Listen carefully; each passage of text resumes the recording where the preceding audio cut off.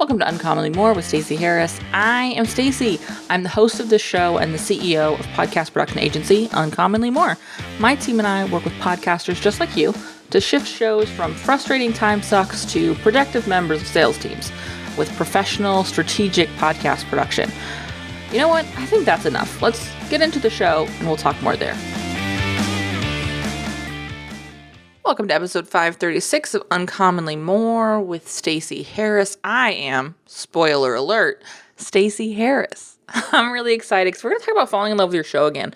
I think we're in that time of year for a lot of us where we are shifting from sort of the summer slowdown to looking at what we want to do with the second half of our year, what we want to get back on track on, the gap we need to close to hit the goals we set at the beginning of the year. At least that's what we're doing around here.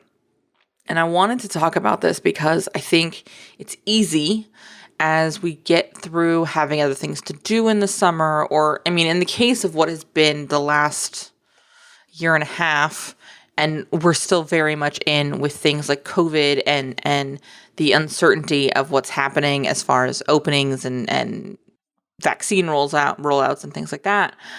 We're very much so in this time of flux, and so it's really easy to continue to deprioritize things like our podcast.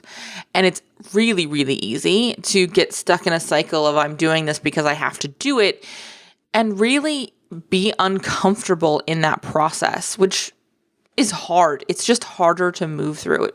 It moves slower. And it takes this thing that is really can be a really creative outlet and a place where you get to show up and connect. And instead it takes that thing and it makes it a chore and a task and a boulder to push up a hill. And I want to shift out of that. And so when I need to shift out of that, and I'll be honest, I've had to do this a few times in the last 18 months because so much about my life and the structure of my day has changed. And so frequently I have to check in with sort of the three pieces we're going to run through today. And so don't feel like this is a set it and forget it. Don't feel like this is something that, you shouldn't need to do. There are seasons for all of us where our podcast feels hard. And if I'm honest with you, the podcast is very rarely the problem. The content itself is very rarely the problem. The process of doing it is very rarely the problem. Oftentimes it is that I need to make a change somewhere in my structure, in my life, in my work, in my day. Something I need to reconnect with that I'm currently disconnected from, or I'm trying to fit a square peg into a round hole process-wise. Something is happening there, almost always externally. And so going through these things that we're going to talk about today really helped me reconnect with, oh yeah, I love this thing. Oh yeah, this thing works. Oh yeah, this is why this is so valuable for us. And so I want to jump right in. And if you've heard me talk about purpose and process and production and these three P's of podcasting before, then you're going to recognize some of the language we talk about because that's pretty much what we're going to move through today.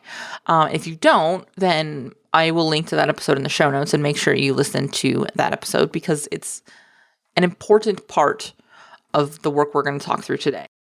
Before we jump into that, though, I do want to remind you, if you haven't yet, to head over to uncommonlymore.com/newsroom and make sure you are subscribed to the new private exclusive podcast called the Podcast Newsroom. We are going to be sharing news related to podcasting and audio. We're also going to be sharing some marketing tips and podcast trend kind of stuff so that you can get a better sense of what you need to know right now to improve your show, to get better results from your show, to make a more profitable podcast.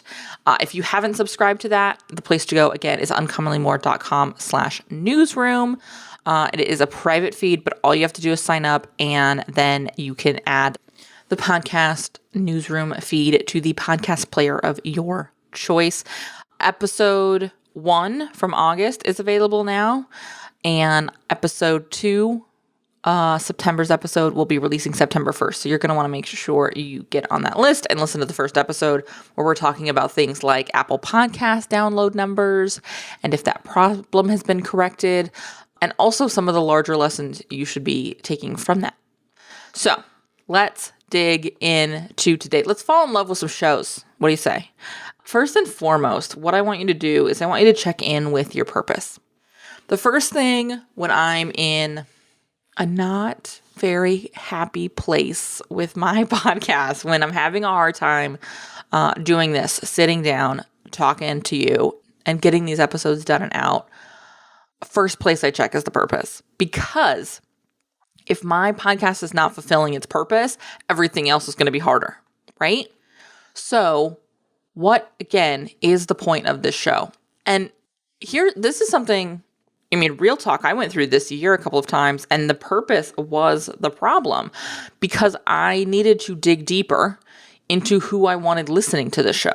I needed to dig deeper into what would best serve the people I want listening to the show.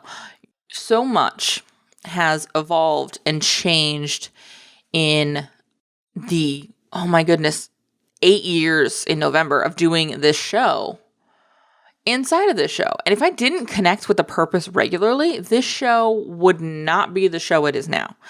And I reminded myself of that this year. We rebranded the podcast a year ago. That's right. A year ago, we rebranded from Hit the Mic with the Stacey Harris to Uncommonly More. We narrowed the focus from social media and digital marketing as a whole to very specifically podcast and using your podcast to grow your business as a sales tool, as a nurture tool, as all of those things. And so it's been a lot of me having to check in and further flesh out that purpose because it's evolved as I've learned more, as I've worked through client situations and team situations and podcast nuance and my own expertise and education, which is always, always, always growing. It's the benefit of working with a production agency, in my opinion, is generally they are doing some sort of continuing education and training and research into what's working and what's not working. Soapbox away. And so I want you to check in with your purpose. And when we talk about your purpose, not just I have a podcast to sell my program or to grow my email list, but also what is the purpose of the listener listening? Why are you here for this show? Why do you listen to me yammer on for 20 to 40 minutes a week, 52 weeks a year, right? And so I want you to check in. Why are they listening? Why are you showing up? What is your goal? So very plainly, the goal of this show and the goal of every show we produce, the kind of shows we produce, is to generate leads for a program. So we want to help them solve a problem. We want to help podcasters get better results from their show with less on their plate as far as the production goes. You know, dealing with things like show notes and social posts, like graphics and audiograms and things like that for them, the edit, the website setup, all of that stuff. We want to help get that off their plate so that they can focus on this part that's actually profitable, which is the content itself. And so reconnect with that. Who do you want listening? Why are they listening? What do you want them to do next? So that's the part that, where are you trying to move them to? Reconnect with that and clarify. Is that still in alignment? Is this still true for you? Is what has always been the purpose still the purpose of your show? Is the person you want listening to the show still the person you've always been talking to? I more and more and more am narrowing who we're talking to on this show because last year, honestly, we had a lot of content geared towards people who are launching podcasts, and more, I'm having clarity on who we best serve. And so in some cases, yeah, that's occasionally a launch client, but most frequently, it's somebody who's been doing their podcast 6 to 18 months on their own. Like they've been DIYing it and they're figuring it out. And so they're somebody who's in those first 6 to 18 months, that 1 year, year and a half kind of bubble. They've been doing it a while. This show is to serve you until you get there, to give you some perspective and some strategy to help you make some decisions until you get to the point where you're like, yeah, I'm absolutely ready to hand this off because I have this information. And so we had to clarify what kind of content we were doing. We had to reconnect with that purpose and further flesh out who that ideal listener was. Now, will you have listeners that fall outside of the scope of that ideal listener? Absolutely. There are still people who listen to the show who've been listening to the show since that was brand new and who don't have podcasts or necessarily have the intention to have a podcast, but they enjoy the show. And that's cool. You're always going to have those people, and that's fine. Thank you. I love you. Thanks for listening. Share it with your friends. That's the best way to pay back the podcast hosts you love. Share their show. Leave reviews. But if you're listening because you're trying to find a solution to a problem, which is the kind of listeners you want to be attracting, then we've got to be creating content that's going to help them move the needle and gain some of the clarity they need to get through the problem they're having, or to, figure out they're having the problem that they're having, which is also sometimes what things podcasts should do. And so reconnecting with that purpose. Is it still aligned? Is it still true? What have you learned since the last time you checked in with it? The second thing I want you to do is I want you to check in with your process. I'm so guilty of this one. I will find a routine and a structure that works, and I will ride it until it's so uncomfortable that until it breaks, essentially, which is not necessarily the best choice. Because here's the deal, your routines and systems are going to evolve. They're going to change based on circumstance. In March 2020, when everything kind of shut down and my workspace changed, my production process had to change. How I got this show recorded had to change. The energetic and mental capacity to outline had to change. If you're somebody who's been doing a seasonal show and your routine is to batch everything and then release everything, and you go to a evergreen show, you're going to have to change some of your process, because no longer are you batching and releasing, and then once everything's released, then you check in with batching again. You've got to be batching while you're releasing. And so that's going to mean a change to your process. But I see podcasters all the time who don't evolve that process to reflect the change in circumstance, to reflect the change in strategy, to reflect the change in routine, in exterior noise and disruption. A great example of this is when I moved back to my home office, I kept trying to record on a certain day of the week that I had recorded on previously, except that is when my landscapers come to my house. And so I would sit down to record and the landscapers would show up. And I went through this for weeks where I kept pushing it off. And I went, maybe I should stop trying to do it on the day that the landscapers are here. Because yes, that worked in the office because the landscapers were not at the office. But now with the home office, the landscapers are here on this day. So this day no longer works. You've got to remember that a plan and a structure is in pencil. And so your process is in pencil. It may very well, and you know what? I'm just going to absolute this. It will need to change at some point. It will have seasons where it needs to be different. And I may go back to some structure. A great example is in the summer, I don't work a couple days in the week, and I do work on the weekend. So I'm recording this on a Saturday because I'm on summer hours right now. And that's my favorite time to record because there's definitely not landscapers. And it's just, I don't have stuff going off on Slack, and I don't have Monday, our project management software dinging, and I don't have emails, and I don't have calls scheduled, and I don't have other things. I don't have other interruptions that can happen, distractions that for my brain are detrimental to me trying to get into any kind of flow. And so Saturday mornings are great. And so summer hours mean this totally works. But it doesn't work when school starts in a couple of weeks and I stop working my summer hours and I go back to working 5 days a week. And then I try to record on Saturday mornings because we have other plans. We have other things going on. And so it shifts. And for me, it shifts even more because then I start prepping to be off in December. And so I want to have December and January totally done. And the earlier I can start batching a little bit extra, the less I have to do in a big chunk. And so the number of episodes I record in a day may change. And then we hit January, and I generally have a harder time getting back into things. And so I need a certain schedule there. And so look at where in your process maybe you're not allowing for the circumstances you're in right now. And where can you maybe build a check-in when you do your quarterly review or your monthly review or your, mid-year reviews or whatever it is you do, so that you can say, hey, this is what I have coming up. I need to pay attention to this. In July, we went through and we did all of our Q3 quarterly calls with all of our production clients.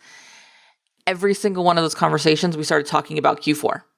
Because I know every single one of our clients will take off Q4. We'll take off some time in Q4, not the entirety, but we'll take off some time. And so there'll be a little extra we need to do somewhere. And if we don't bring it up until we're in it, it's going to be a much, much harder thing to figure out.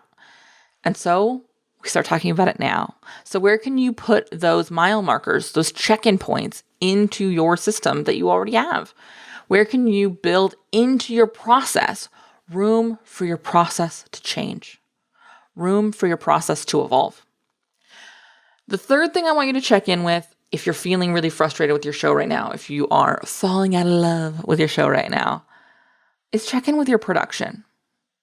Really, if you have been doing this show 12, 18, 24 months on your own or with very minimal production support, and a lot of this stuff is still sitting on your to-do list, it is time to hand it over. It just is. And if you don't know if your show is working well enough to justify the investment, and you're a year or a year and a half or 2 years into your show, you need to go back to purpose. It's time to sit with that purpose and look at those numbers. It's time to build into your process data points, data collection, stats reviews. Because if you're sitting at this point of your show and you don't know if a production investment is worth it, or worse, you do know that you cannot at this point see a return on that investment from your show, you've got to go back to 1 and 2. But if you're 2 years in and you're like, yeah, this show works, it generates leads, it converts clients, it does what I need it to do, it's growing, maybe not as much as I would like, then it's time to get some help. It's time to shift your focus from getting your show out to making your show better. And that happens when you have strategic support. That happens when you have space. It happens when you have the capacity to listen to the questions. And I mean, really listen to the questions that you're hearing over and over again on sales calls or over and over again in client conversations. And until you create that space for yourself by getting yourself some support, your show is not going to shift from good to great. It is not going to up level or evolve or change. You're going to plateau and you're going to get stagnant and it's going to keep feeling hard. It just is. I mean, I would love to give you a different answer. I would love to say that it's just like, oh no, you just sit down with your purpose and you go, oh my God, my process is great. And the production stuff will sort itself out. But it's not true. And I really, really try not to lie to you. Certainly about things that are this important.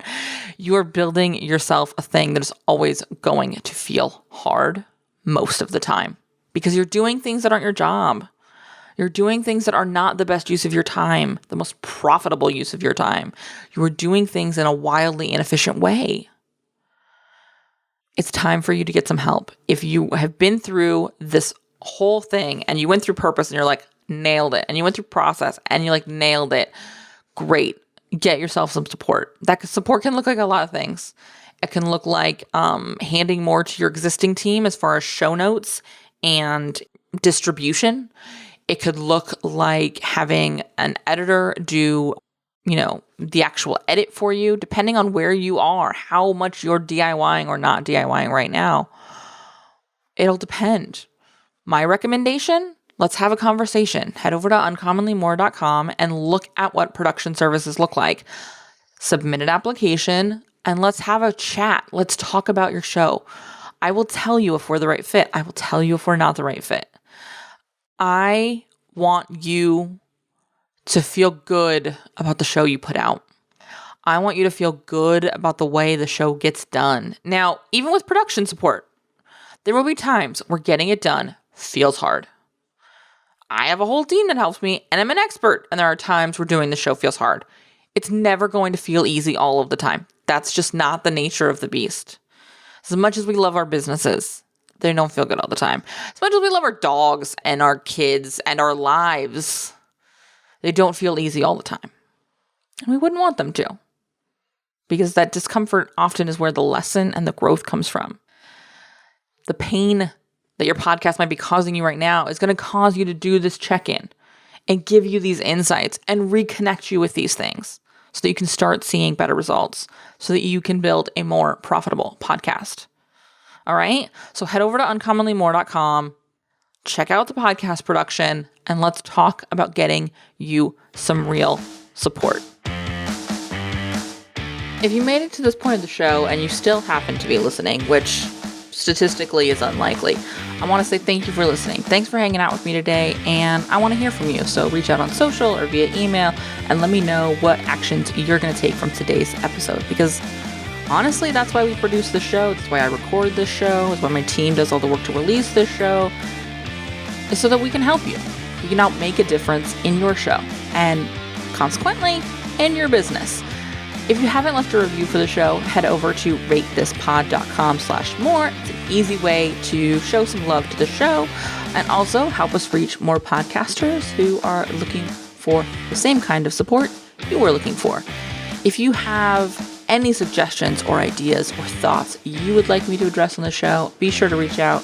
Again, like I say a lot, this is the start of the conversation, and I can't wait to hear what you have to say.